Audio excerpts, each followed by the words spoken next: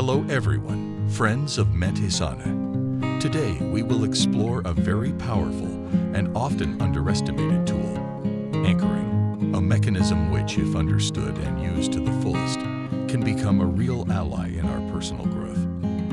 Let's now look at anchoring in detail. Anchoring is a central concept in neuro-linguistic programming, NLP, and refers to the ability to associate an emotional or physiological reaction with a particular stimulus or signal. It is, in practice, a process through which a certain stimulus, the anchor, can evoke a specific response. This concept has its roots in classical conditioning theories, as demonstrated by Ivan Pavlov's experiments with dogs, where a sound, stimulus, was associated with food, producing salivation in dogs even in the absence of food. In NLP, anchoring has been further developed and applied as a tool for personal change and transformation. Richard Bandler and John Grinder, the founders of NLP, recognized that people naturally form associations between stimuli and responses in many situations in everyday life. For example, a particular song might evoke feelings of joy or sadness, recalling a specific moment in the past, or a certain scent might bring back memories of a specific person or place. These are examples of anchors that form spontaneously. But how is an anchor formed? The formation of an anchor occurs through a process in which an emotion or physiological response is experienced intensely and, at the same time, a specific stimulus is presented. If the process is repeated or if the emotion is particularly strong, the stimulus and response become so associated that, in the future, presentation of the stimulus alone can evoke a response. Anchors can be created in various ways, including visual, how to see a specific object, person, or place. Auditory, like hearing a song, word, or tone of voice. Kinesthetic, like someone's touch, a caress, or a hug. Olfactory, like a perfume or the smell of a particular food. Gustatory, like the flavor of a specific food or drink. The importance of anchoring in NLP. In NLP, anchors are seen as powerful tools for change. They can be used to evoke positive moods, to overcome fears and phobias, or to establish new habits and desired behaviors.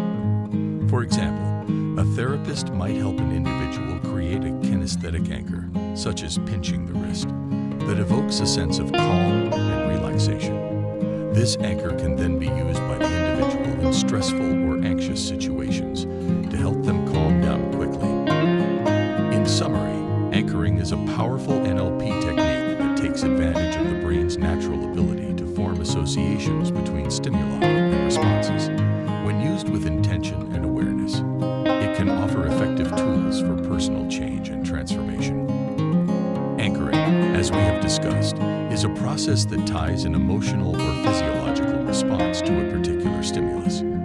But how exactly does this process happen? Let's explore in detail the mechanism behind the anchor and how it is used in practice. The basis of anchoring lies in the link created between a stimulus and a response. This link is based on the principle of classical conditioning. For example, when we hear the ringtone of our phone, we immediately tend to think about who might be calling us or what message we might have received.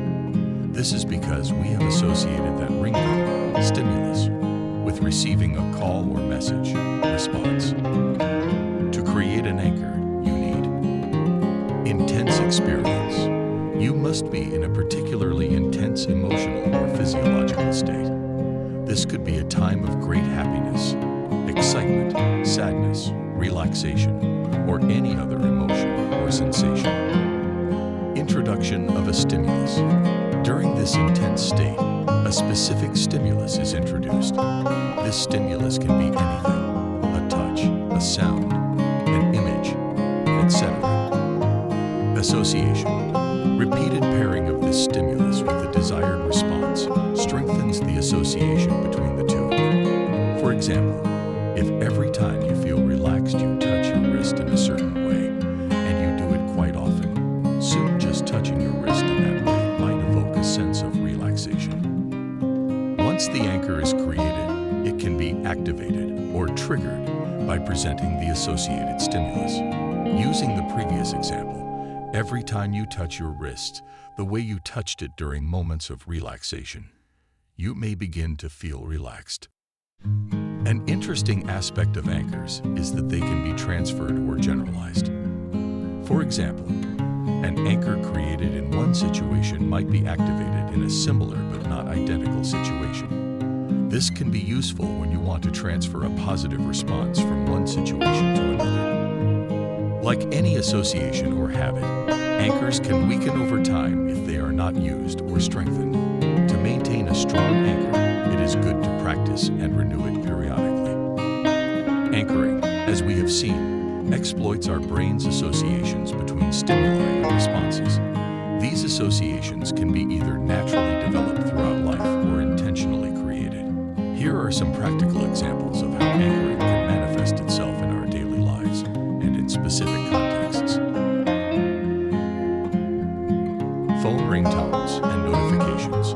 When we hear our phone ringtone, we often feel an immediate emotion or urgency to answer, especially if we associate that ringtone with important calls or messages. Scents and memories. Have you ever smelled a scent that immediately brought you back to a specific memory or emotion? This is a natural example of anchoring. The scent acts as a stimulus anchored to the memory or emotion. Music. A song or melody can evoke specific feelings or memories. For example, the song that was popular when you had your first love could always make you feel nostalgic or emotional. Relaxation techniques. A therapist might teach a patient to touch two fingers together or breathe a certain way whenever he feels relaxed. Over time, the patient can use this anchoring to evoke a feeling of relaxation when feeling stressed or anxious. Overcoming phobias. Anchoring can be used to associate a response of calm and relaxation to a stimulus that previously caused fear or anxiety, thus helping to overcome phobias. Pre-competition rituals. Many athletes have specific rituals that they perform before a competition. These rituals, when performed in association with feelings of competence or excitement, can become an anchor that mentally and emotionally prepares the athlete. Motivation and focus. A coach might teach athletes to visualize a specific image or symbol when they need a boost in energy or focus. This view becomes an anchor that can be activated during the race. Association of places with studying. Some students find it useful to always study in the same place. This is because the place becomes an anchor for concentration and learning. Mnemonic techniques. Mnemonic techniques often use anchors to aid in memorization. For example, associating a word or image with a specific concept to help you remember it. Anchors are everywhere around us and can be powerful tools to guide our reactions and behaviors. The key is to recognize these anchors and, if necessary, create new ones that help us achieve our goals or improve our emotional well-being. Anchoring, when understood and applied correctly, is one of the most powerful techniques available to us. It is an invitation to know yourself, to explore your potential, and to build a bridge towards the best version of ourselves. Thank you very much for taking the time to make this video. If you liked it, leave a like and subscribe to the channel so you don't miss any updates. Let's continue this wonderful journey of growth and transformation.